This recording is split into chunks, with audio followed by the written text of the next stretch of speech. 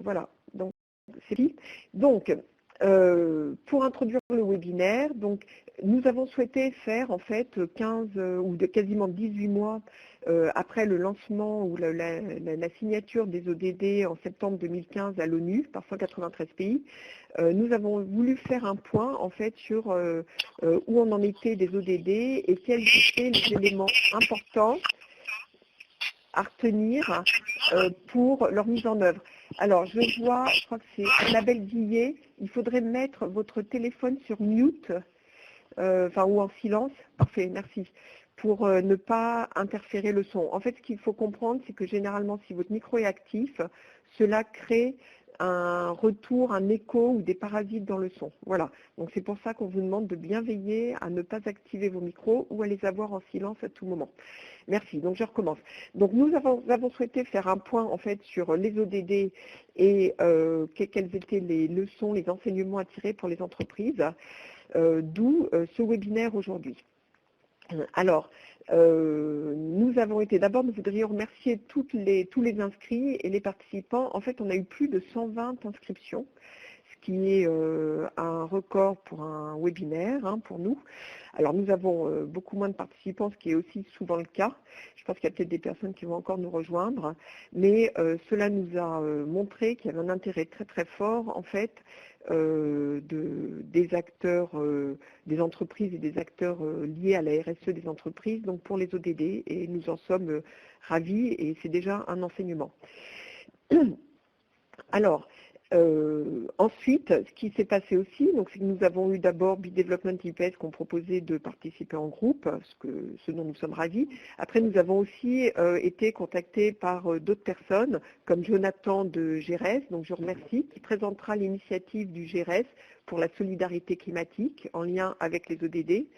Nous avons aussi, nous aurons aussi Martine Commal, directrice de RHSF, qui présentera son initiative, l'initiative de RHSF et en collaboration avec nous sur la lutte contre le travail forcé et le travail des enfants. Donc cette initiative est appelée 8.7 du nom de la cible des ODD qui correspond donc à la lutte contre le travail forcé et le travail des enfants. Et ensuite, donc, je remercie les personnes de RSE et PED qui nous ont aidés à préparer et qui nous aident pour l'organisation du webinaire. C'est-à-dire donc Evelyne Picheneau, qui est membre de notre conseil d'administration et qui est aussi membre d'honneur du Conseil économique et social européen et également du Conseil économique et social français. Evelyne devait présenter avec moi, mais malheureusement, elle a un empêchement d'ordre personnel et donc ne peut pas venir être avec nous ce matin et elle s'en excuse. Néanmoins, elle a participé à la préparation. Donc, je remercie également Anne, qui est notre chargée de projet et qui s'occupera des questions-réponses et qui s'occupe aussi de toute la préparation en amont du webinaire. Aurélie Dubois, donc, qui est une consultante RSE qui nous aide souvent et qui nous aide en particulier pour les webinaires et qui se charge entre autres du compte-rendu. Et Gabriel, donc, qui s'occupe de gérer les aspects techniques. Donc si vous avez un souci, vous pouvez le mettre dans la boîte de conversation et Gabriel essayera de le régler. Alors je vois que Samuel demande le PowerPoint de la présentation. Anne, peut-être si tu peux essayer de lui envoyer, ça serait bien. Et s'il y a en fait, je pense que c'est parce qu'il y a peut-être un petit souci de comment on appelle, de connexion, et donc si d'autres personnes ont des soucis de connexion avec la plateforme et suivent peut-être par téléphone et veulent la présentation, vous pouvez nous le demander, mais bon, ne le faites que si vous en avez vraiment besoin, parce que c'est pas forcément simple pour Anne à gérer. Voilà, donc je pense que maintenant nous allons passer à la présentation du webinaire, donc que je vais faire. Et je vais juste me présenter. Donc, je suis présidente de RSE et Développement. Et donc, RSE et Développement, nous faisons des webinaires depuis 3 ans. On en est à plus de 45. On a fait aussi 2 journées connectées RSE sur la RSE. Et on a aussi un site web d'information, une lettre d'information, donc qui sont des sources, on dirait, importantes donc, pour la RSE dans les pays francophones et dans les pays en développement. Voilà. Donc maintenant, merci pour le retour. Alors maintenant, je vais passer à la présentation. Donc les objectifs du webinaire, j'en ai déjà parlé, donc je vais aller très rapidement. Donc c'était faire le point sur les réflexions, les chantiers engagés en 2016 par rapport aux ODD votés en 2015. Je ne détaille pas maintenant, on y reviendra après. C'est aussi réfléchir à la prise en compte des ODD par les entreprises et à comment elles peuvent s'engager pour les ODD. Et ensuite, c'est de discuter ensemble et d'échanger. Donc, nous sommes vraiment très preneurs de tous vos retours, toutes vos suggestions, en fait, donc sur comment les entreprises peuvent s'engager en faveur des ODD. Alors, notre présentation, elle s'appuie en fait très modestement sur le travail d'acteurs engagés en faveur des ODD et de l'implication des entreprises.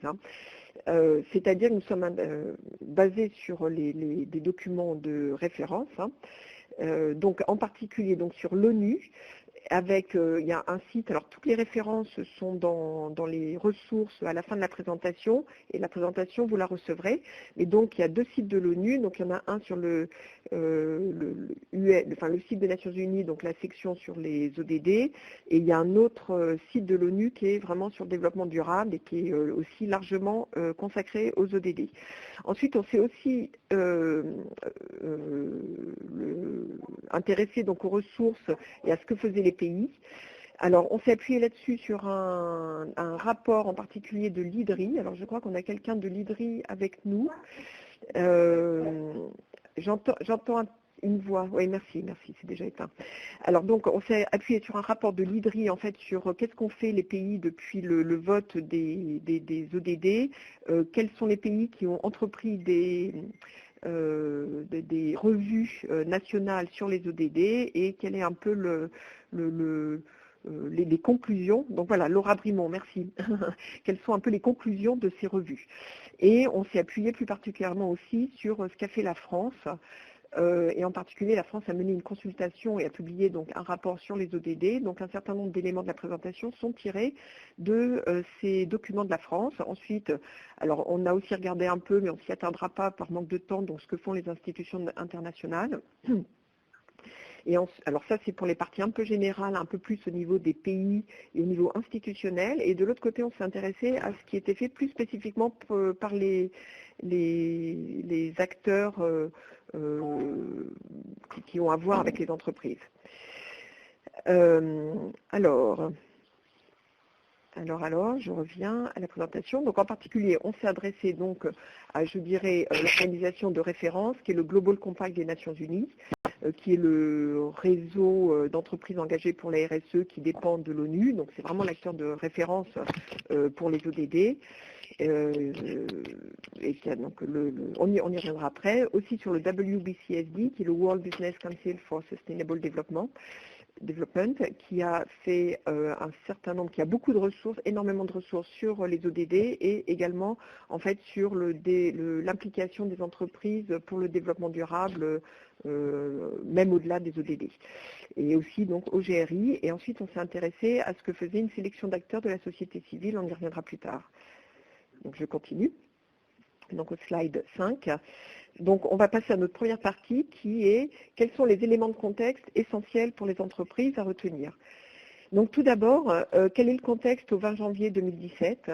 Donc c'est après une fin d'année 2015 avec beaucoup d'espoir parce qu'il y a eu les ODD, le programme d'action d'Addis Abeba qui a été voté, donc c'est le programme d'action en faveur des ODD et pour le financement du développement.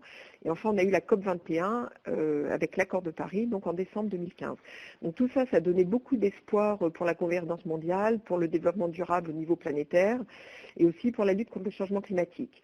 Après, ce qui est vrai que l'année de 2016 a été et sans doute mitigée et dans les nombreux échanges qu'on a pu avoir avec un certain nombre d'acteurs donc pour la préparation du webinaire, c'est que donc on a plus de doutes pour ce qui est la gouvernance mondiale, l'accord de Paris et même le développement durable.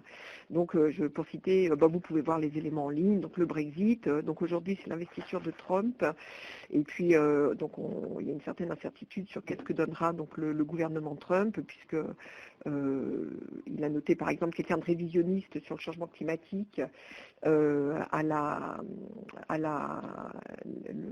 comment ça s'appelle à l'EPA, qui est Environmental Protection Agency, qui est l'agence de protection de l'environnement aux États-Unis, qui fait un peu office de ministère, puisqu'il n'y a pas un vrai ministère, et aussi donc l'ancien PDG d'ExxonMobil à la diplomatie. Donc bon, on va voir ce qui sera fait, mais il y a un certain nombre de doutes, pas seulement sur les États-Unis, mais aussi sur d'autres pays, sur qu'est-ce qui va se passer en 2017 et au-delà sur la gouvernance mondiale, l'accord de Paris et même peut-être la mise en œuvre des ODD. Bon, c'est pour ça que l'action des acteurs, des entreprises et des autres acteurs est d'autant plus importante et qu'il y a un besoin d'engagement, selon nous. Ah oui, Henri, écoute, pourtant je parle assez fort. Je ne sais pas si d'autres personnes ont du mal à m'entendre. Dites-le. J'essaierai de... Ou sinon, il faut peut-être monter le son. Oui, Henri, il faut essayer de voir si tu peux monter le son de ton ordinateur ou de la plateforme. Voilà. Donc, un certain nombre de risques pour 2017, d'où le rôle important des acteurs. Alors maintenant, je vais me référer à aux documents de la France, en particulier la consultation publique et la consultation des acteurs qui a été menée par le gouvernement français sur les ODD, et donc présenter des extraits de ce qui a été dit dans cette consultation. Alors tout d'abord, c'est que les ODD ont un potentiel exceptionnel pour le développement durable. Et en gros, ce qui ressort de cette consultation, mais aussi d'autres documents, je pourrais citer par exemple le rapport de l'UNRISD, qui est l'Institut de recherche sur le développement de l'ONU.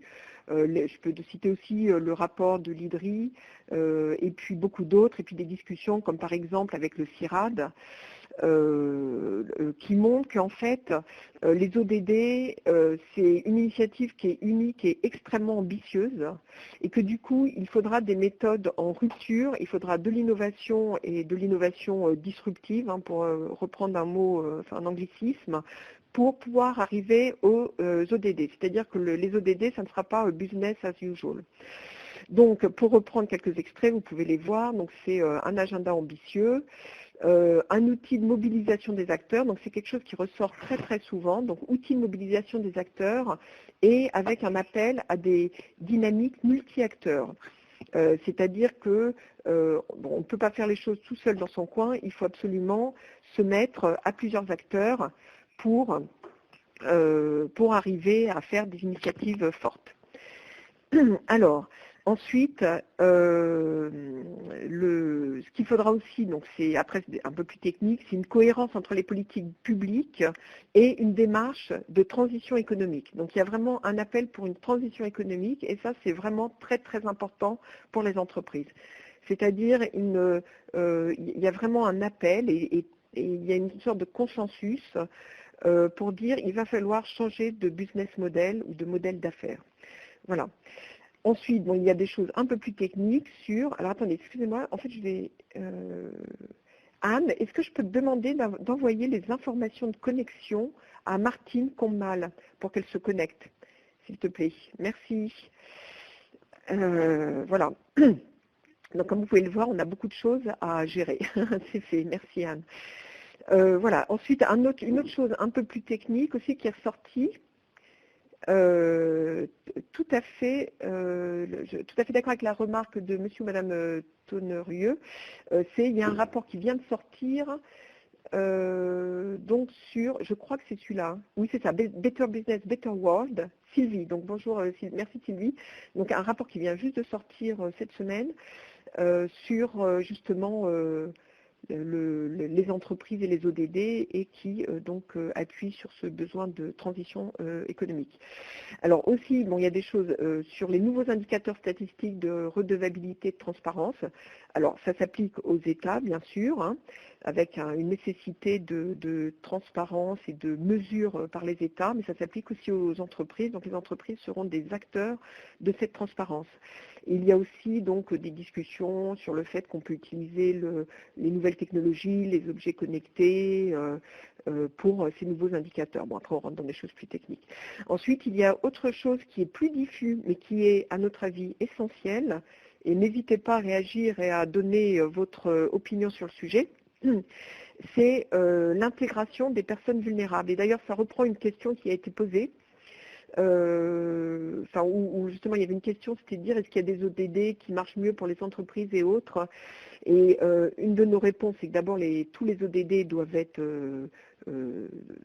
atteints, donc il faut un engagement sur tous les ODD. Alors pas de toutes les entreprises, chaque entreprise ne doit pas s'engager sur tous les ODD, mais quelque part, il doit y avoir des entreprises engagées sur tous les ODD. Et l'autre chose, c'est si un des constats d'échec des OMD, c'était que en fait, ça n'a pas très bien marché sur les pays les moins avancés, c'est-à-dire qu'il y a eu des pays où ça a plutôt bien marché, comme la Chine, mais que les pays africains les moins avancés, finalement, n'ont pas vraiment progressé sur les OMD. Donc il y a un vrai appel pour les ODD à mieux faire avancer les pays les moins avancés. Et pour cela, donc, les entreprises doivent réfléchir à des stratégies sur quelle peut être leur contribution, si c'est adéquat, pour contribuer aux ODD dans les pays les moins avancés.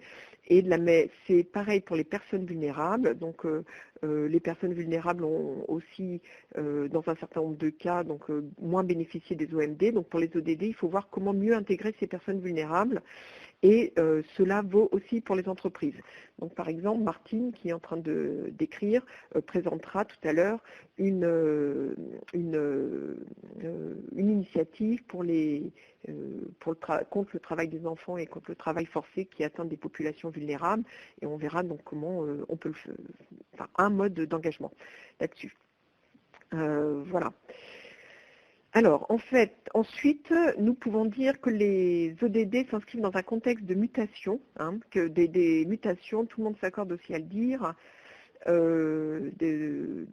donc dans un contexte de mutation qu'on n'a pas connu depuis longtemps ou qu'on n'a peut-être jamais connu. Donc vous voyez un certain nombre d'éléments cités, donc l'économie numérique, et les nouvelles technologies autres que le numérique, la croissance démographique, qui va poser des nouveaux enjeux, les évolutions du travail, avec à la fois des pays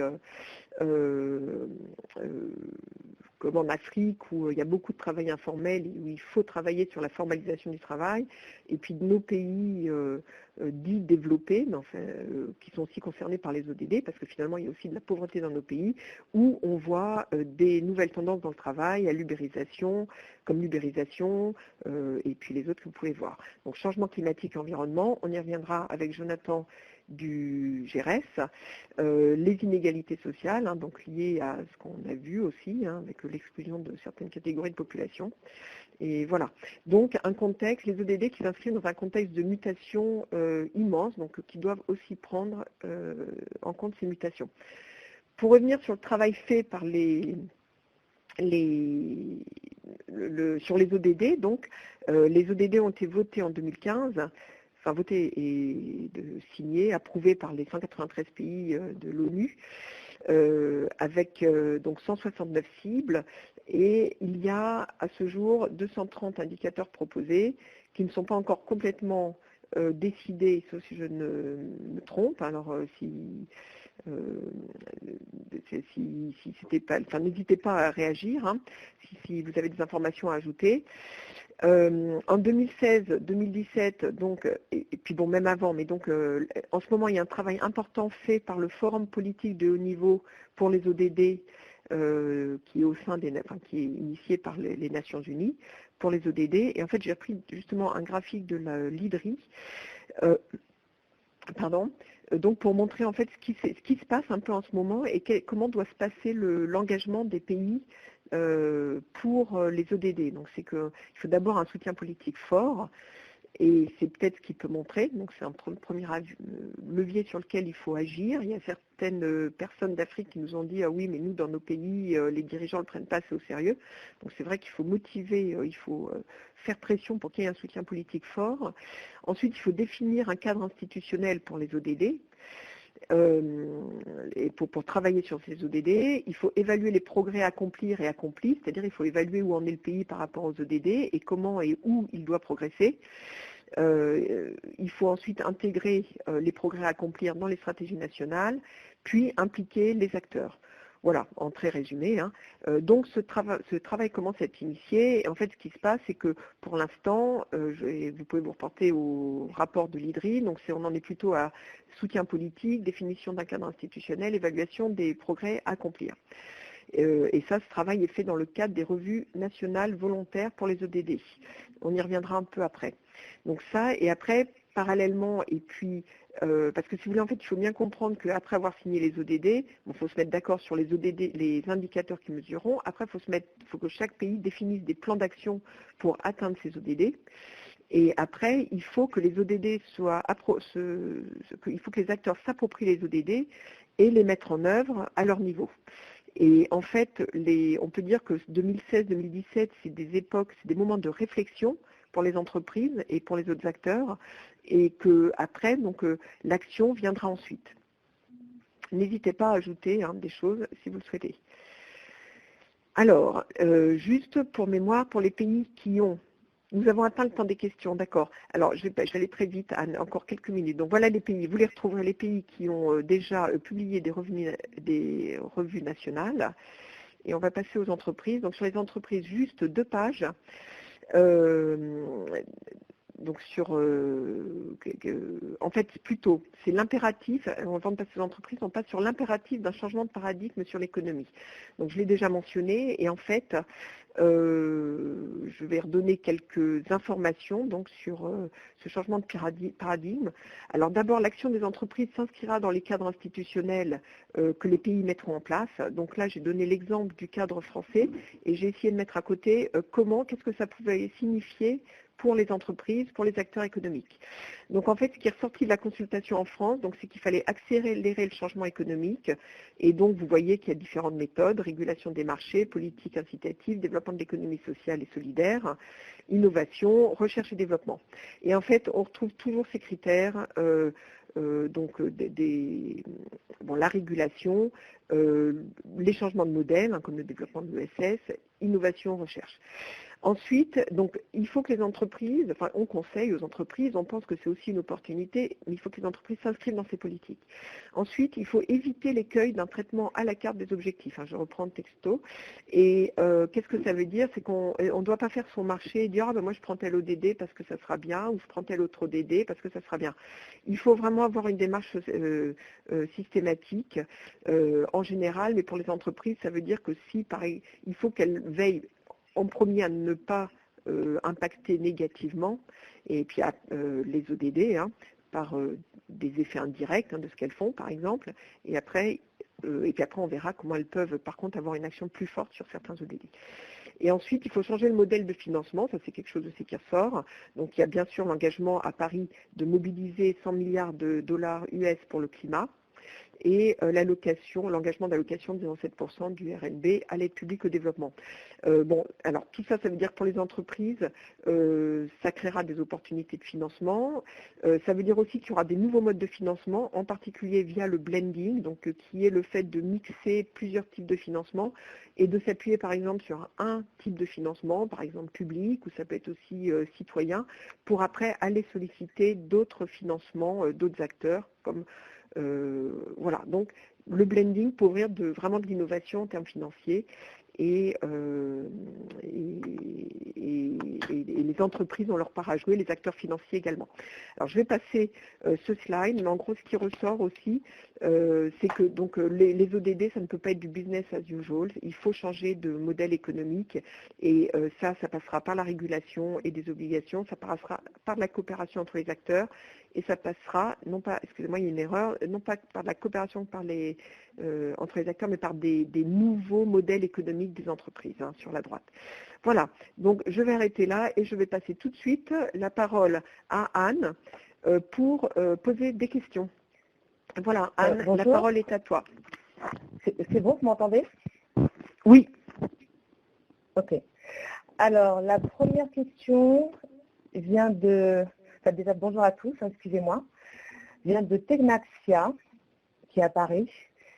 Donc, la première question est, est-il prévu d'intégrer aux travaux des auditeurs extra-financiers la vérification des atteintes des objectifs de développement durable dans les rapports RSE des entreprises qui s'y engagent?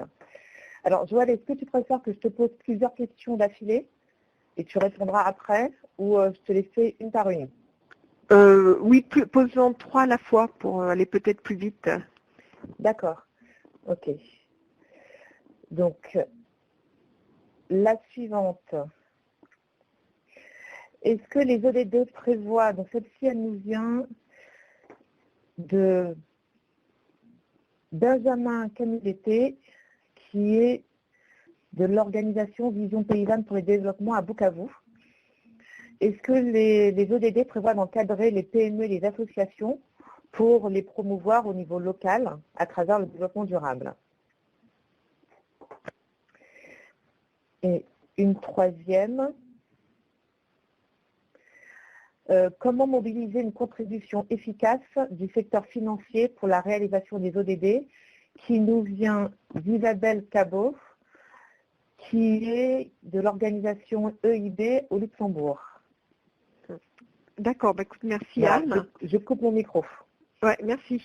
Alors, à tous les participants, n'hésitez pas à poser vos questions également via la fenêtre de conversation en bas à droite. Donc, je reprends les questions. Alors, la dernière, c'était sur les acteurs financiers. Alors, comme on vient de le voir, en fait, je l'ai déjà abordé sur le slide précédent, c'est qu'en fait, avec les nécessités de financement des ODD et de la lutte contre le changement climatique, donc il y a besoin de plus d'argent que ce qu'on aura pu, de ce qu'on a eu jusqu'à maintenant. Hein. Donc on espère que les États vont se mobiliser, d'une part, mais aussi il faudra une contribution des autres acteurs. Donc définitivement, tous les nouveaux modèles de financement ou tous les nouveaux modes de financement, il faudra ces nouveaux modèles pour arriver aux ODD. Donc cela veut dire que ça peut être du crowdfunding. Hier, j'ai également vu quelque chose sur un projet. En fait, on sollicite les habitants d'un quartier très défavorisé à donner un peu d'argent pour, en gros, lancer la première pierre d'un projet. Et après, ça permet de faire appel à l'argent des entreprises et à de l'argent public. Alors, attendez, je réponds à Jonathan qui a un souci. Anne, en fait, il faudrait que tu envoies, ou Gabriel plutôt, tu peux peut-être envoyer les informations de connexion à Jonathan, qui a du mal, à Jonathan, donc par la boîte, qui a du mal, les informations de connexion par téléphone, parce que Jonathan a du mal à se connecter. Voilà. Alors, donc je reprends. Donc, besoin d'imaginer des nouveaux modèles de financement. Ça, c'est la première chose. Et puis ensuite, bon, écoutez, on va arrêter là pour les acteurs financiers, et puis acteurs financiers et entreprises. Il faut imaginer les modèles de financement de demain. Ensuite, pour le rôle des TPE et des PME, alors en fait, nous, ce qu'on a identifié, je pense qu'on y viendra peut-être un tout petit peu après, ce qu'on a identifié, c'est que on voit énormément d'innovation en ce moment. En fait, d'innovation en termes de modèle d'affaires des entreprises, et en fait, ça vient plutôt par des TPE et des PME, des startups qui se lancent. Donc, on voit une montée, quelqu'un le signalait, mais le social business, le BOP ou les entreprises, disons le bas de la pyramide, c'est-à-dire les personnes avec peu de revenus. On voit aussi tout ce qui est économie sociale et solidaire. Donc clairement, dans tout ce qui est TPE, PME, on voit énormément. En fait, on voit que c'est ces types d'entreprises petites qui transforment les business models le plus souvent pour plus d'impact social et environnemental. Donc en fait, voilà le rôle, à notre sens, des PME. Donc ça, c'est la première chose. Et puis, Donc voilà la réponse, je dirais, pour les TPE et PME. C'est par leur innovation, c'est par le fait de mettre en place des nouveaux modèles d'affaires.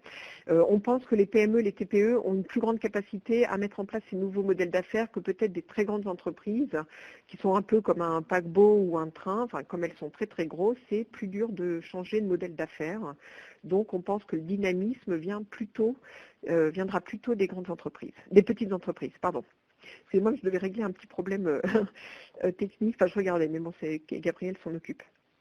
Alors, ensuite, après, c'était sur les ODD, sur les indicateurs de suivi des ODD. Alors, pour M. Gosn, quand vous posez la question, vous parlez des entreprises ou pour les États. Pour les États, je crois que ce n'est pas encore complètement arrêté. Alors peut-être que je crois que c'est Laure de l'IDRI a d'autres réponses. Pour les États, je ne sais pas trop. Pour les entreprises, ce qui est en route, enfin ce qui se fera, il y a un travail en fait entre le Global Compact des Nations Unies et l'organisation GRI, ou Global Reporting Initiative, en fait pour voir comment justement les entreprises peuvent communiquer et rendre compte en fait sur leur rôle pour les ODD. Donc à suivre. C'est pas encore complètement lancé. Par contre, il y a eu un appel lancé le 11 janvier aux entreprises qui souhaitent participer à ce travail de réflexion. Donc, si vous allez sur le site du GRI, globalreporting.org, de mémoire, vous pourrez trouver plus d'informations sur cette initiative pour le reporting ODD et sur comment y contribuer. Voilà, et puis après, donc sur les auditeurs extra-financiers, on verra un peu avec ces travaux comment ça se passera et comment ça sera contrôlé, à suivre sur le site de l'ODD. Voilà, alors donc Laura aussi de l'IDRI nous signalait que l'IDRI est en train de mener une étude sur l'usage du crowdfunding par les collectivités locales, notamment dans le cadre de la transition énergétique. Et puis après, sur Henri de Reboul, pour la question. Donc oui, il y a des entreprises qui intègrent les ODD dans leur politique RSE et développement durable. Donc on va donner plusieurs exemples. Alors tout d'abord, on va montrer tout à l'heure en fait une initiative d'un rapport de BL Évolution, donc qui est aussi en ressources à la fin de la présentation, donc que vous recevrez, mais vous pouvez aller sur leur site. Donc BL Évolution a sorti un rapport sur l'engagement des entreprises du CAC 40 envers les ODD, tel qu'il ressort de leur rapport de cette année, enfin des derniers rapports sortis. Voilà. Alors, il y a aussi des réflexions. Merci pour votre réponse. Donc voilà, alors après, je vous laisse aussi regarder, exemple d'action du guide Global Compact France. Il y a aussi des exemples sur le site du Global Compact des Nations Unies. Et aussi des exemples de mémoire sur des sites les sites qui sont donnés en référence. Mais c'est marqué, de toute façon on aura un slide et puis tout est dans les ressources. Mais oui, il y a déjà des exemples. Et puis on a un autre exemple aussi aujourd'hui qui nous a été donné donc par B-Development. Donc voilà, en fait, j'ai essayé de le faire paraître. Ah ben zut. J'ai voulu faire quelque chose avec des liens web. Mais en fait, si vous cherchez le rapport développement durable de la société Eranov, qui est une société ivoirienne, sur le site de B-Development, justement, donc vous trouverez comment Eranov a pris en compte, intégré les ODD dans sa démarche. Voilà. Et Laura nous confirme que les 230 indicateurs ont été fixés, mais tous ne sont pas encore disponibles, c'est-à-dire renseignables par les gouvernements.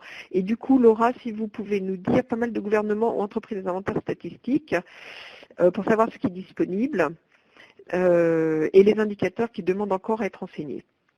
Voilà.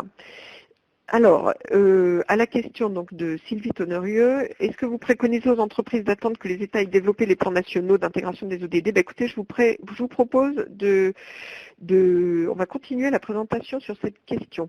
Oui, merci Anne, c'est tout à fait, tu peux mettre le lien. Voilà. Alors, je continue. Donc, notre troisième partie sur qu'est-ce que les entreprises peuvent faire pour s'engager, et ça répond à la question donc, de Sylvie Tonnerieux. Il y avait aussi une question d'Aurélien. qui passait, enfin d'Aurélien, donc de des personnes qui sont connectées par qui sont connectés donc en Côte d'Ivoire en groupe à IPS. Ah oui, voilà, donc il nous dit que sur les exemples de prise en compte ODD, il existe en Côte d'Ivoire des exemples sur ODD numéro 7 et Ranov. Aurélien, c'est vous parlez donc de d'Eranov ou encore d'une autre société, ben, vous pouvez nous le préciser. Voilà, alors je continue. Donc sur les entreprises, on va faire passer quelques messages. En fait, ce qu'on conseille, d'abord, non, on conseille aux entreprises de s'y mettre dès maintenant.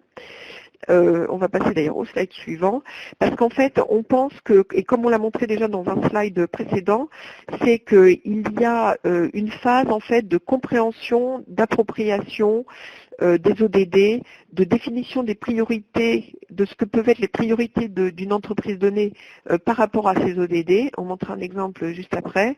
Et puis ensuite de définition d'objectifs. Et d'ailleurs, notre webinaire se concentre à cette phase plutôt de réaction, d'investigation, réflexion, évaluation et définition d'objectifs. Voilà. Et pas sur la mise en œuvre. Et comme on l'a vu, 2016, 2017 et peut-être le début de 2018, c'est des années qui sont plutôt consacrées à justement s'approprier, s'évaluer et mettre en œuvre des stratégies. Mais bien sûr, par contre, pour cela, les entreprises peuvent, et même on leur conseille de prendre en compte donc, les plans nationaux qui est développé par les pays. Pour pouvoir s'inscrire dans ces plans nationaux. Voilà. Le schéma que je propose ici est celui proposé par le SDG comme Sustainable Development Goals, qui est la traduction anglaise de ODD, donc le SDG Compass du Global Compact des Nations Unies. Voilà, merci pour les exemples de rapports. Merci beaucoup. Alors, je reviens, donc comment s'y prendre ? Alors, ce qu'on recommande fortement, donc, c'est de se référer aux outils qui existent déjà. Donc, on les a classés en 3 catégories.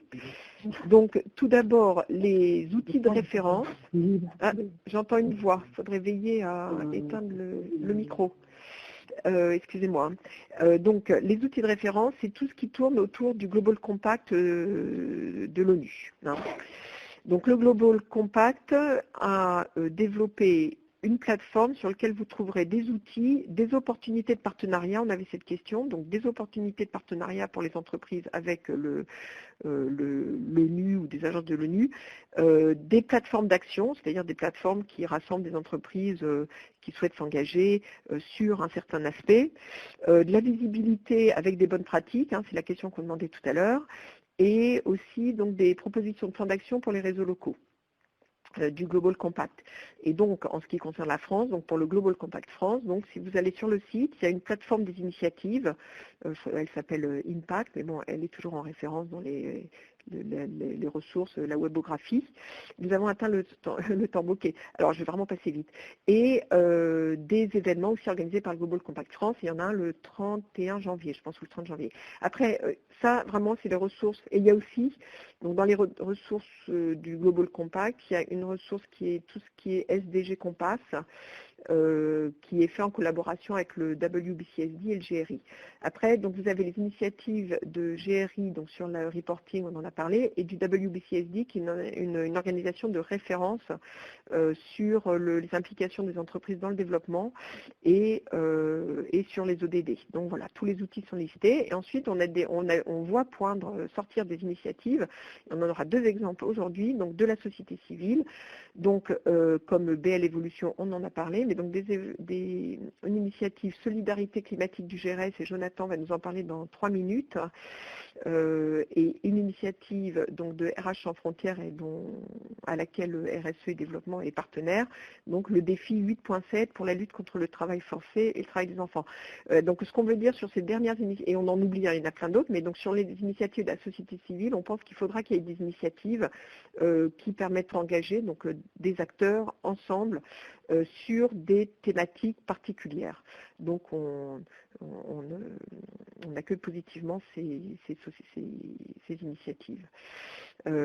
Après, ce qu'on conseille, c'est aussi d'établir la finalité de l'engagement de l'entreprise pour les ODD, elle ne va pas faire ça pour le plaisir, ou sinon ça ne sera jamais intégré et durable dans le business. Mais on reprend là quelque chose du SDG Compass.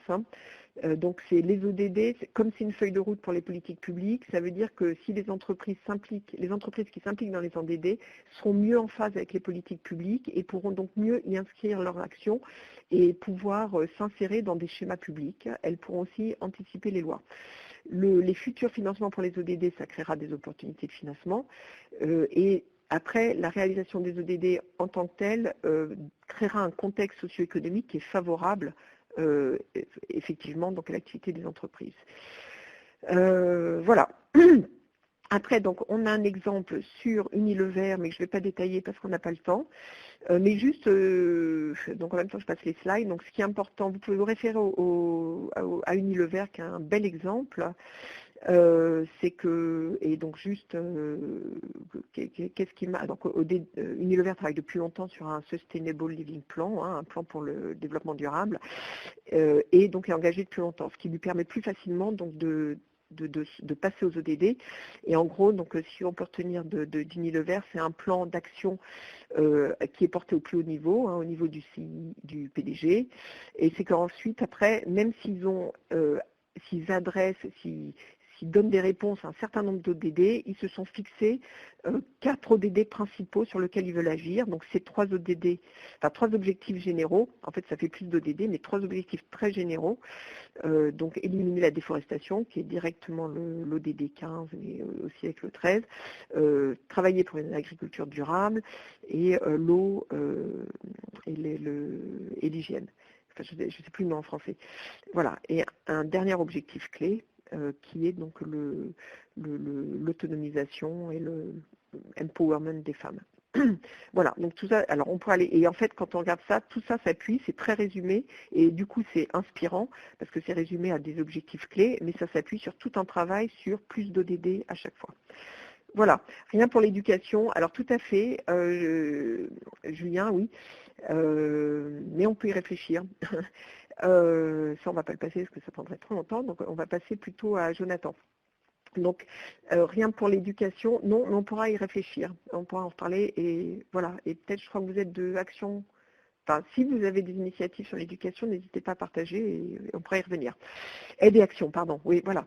Alors, je passe la parole à Jonathan pour qu'il nous explique, donc Jonathan du GRS, chargé de mission Solidarité